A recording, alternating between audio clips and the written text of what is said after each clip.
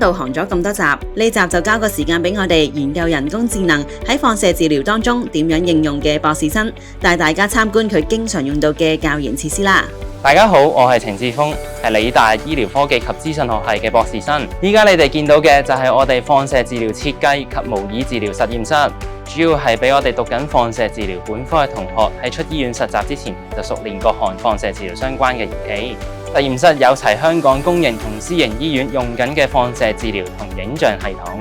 更加可以俾同學遠端學習，無論佢哋喺學校或者喺屋企都可以用到我哋實驗室嘅設備㗎。除咗開放俾本科讀緊放射治療嘅同學使用，其實讀緊碩士或者好似我一樣做緊醫療影像相關人工智能嘅研究嘅博士生，其實都可以隨時使用㗎。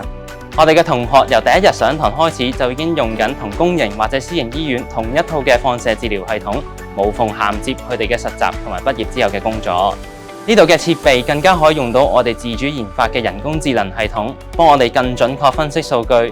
亦都幫我哋打造一個更具前瞻性嘅學習環境。